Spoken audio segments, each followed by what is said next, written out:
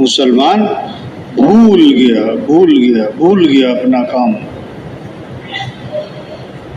ہاں اپنی حیثیت. ہم مسلمان ہیں. دیکھو نا آج تعارف ہوتا ہے، یہ ڈاکٹر صاحب ہیں، پروفیسر صاحب ہیں، یہ جج صاحب ہیں، وزیر صاحب ہیں، جنرل صاحب ہیں، بریگیڈیئر صاحب ہیں. او نہیں بھائی، ہم کون ہیں؟ ہاں، جج صاحب ہونا بڑی بات کہ مسلمان ہونا بڑی بات؟ وزیر اعظم ہونا بڑی بات کہ مسلمان ہونا بڑی بات؟ واہ واہ، ہم مسلمان ہیں. ہاں. کیا مطلب؟ ہماری جان مال اسلام کے لیے. دیکھو دکاندار محنت کرتا ہے دکان چمکے، زمیندار محنت کرتا ہے زمیندار چمکے. مسلمان کی محنت کیا ہے؟ اسلام چمکے. کیا چمکے؟ تو دکاندار پہلے کہ مسلمان پہلے؟ تو پہلے ہم محنت کیا کریں گے؟ اسلام چمکے یا دکان چمکے؟ آج دکاندار اس کی محنت کر رہا ہے کہ دکان چمکے، اس کی محنت نہیں کر رہا ہے کہ اسلام چمکے. وہ دکاندار بن کے زندگی گزار رہا ہے، وہ زمیندار بن کے زندگی گزار رہا ہے، وہ کارخانے والا بن کے زندگی گزار رہا ہے. ہاں. اچھا مسلمان کب چمکے گا؟ جب دکانیں چمکیں گی یا اسلام چمکے گا؟ کارخانوں سے مسلمان نہیں چمکے گا. مسلمان چمکے گا کب؟ اسلام چمکے گا تو مسلمان، اسلام کو عزت ملے گی تو مسلمان کو عزت. ہاں.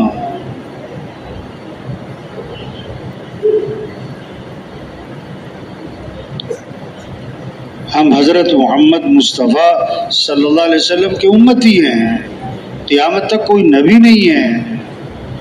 ہاں. تو پورا عالم، سارا یورپ اسلام میں آئے، سارا افریقہ اسلام میں آئے، ساری دنیا میں اللہ کا کلمہ بلند ہو جائے. واہ واہ. ہاں.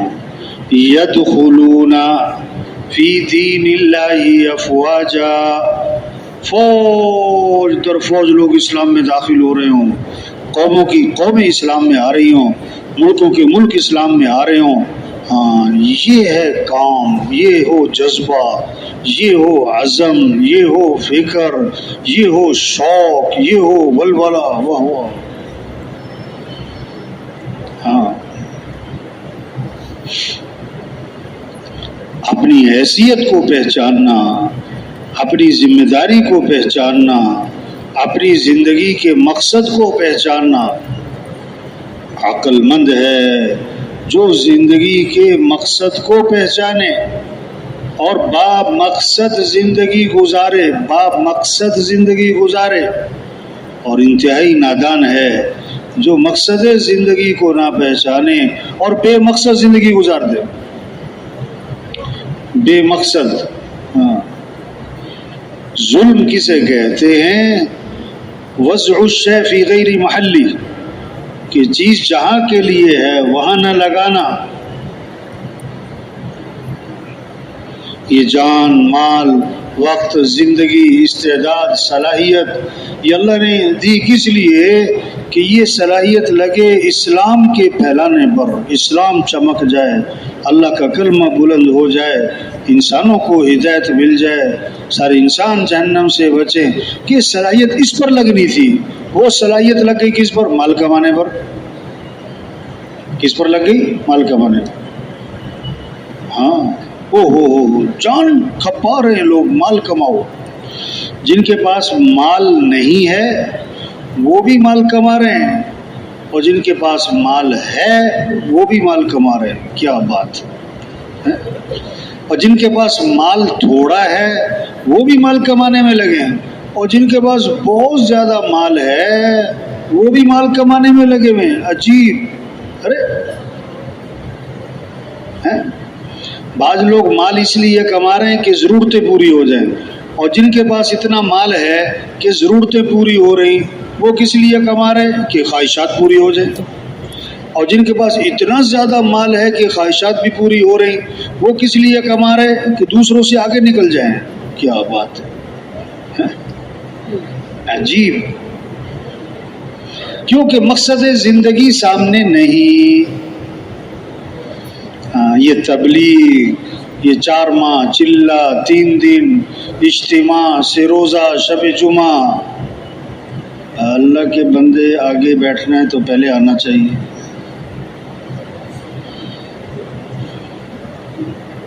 یہ کس لیے کہ حیثیت کو پہچانے.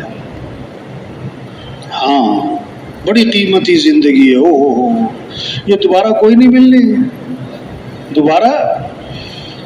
آج بہت سارے لوگ دنیا سے چلے گئے، بہت ساروں کا بھی جنازہ بھی نہیں ہوا ہے، اور کل وہ ٹھیک تھے.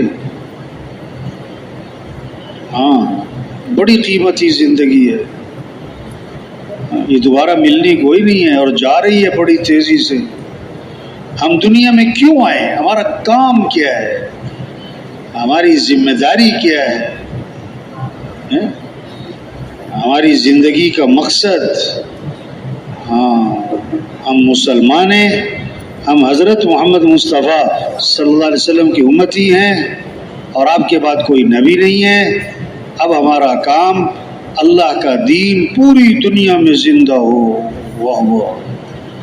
تو سب نیت کریں کہ پوری دنیا میں پورا دین زندہ کرنا ہے انشاءاللہ. یہ جذبہ، یہ عزم، یہ شوق، یہ ولولہ، یہ اندر کی کیا ہو آواز. ہاں، اور کرنا کیا ہے؟ ہمیں پہلے اس بات کی محنت کرنی، کیسے سب اللہ کو پہچانے. کس کو پہچانے؟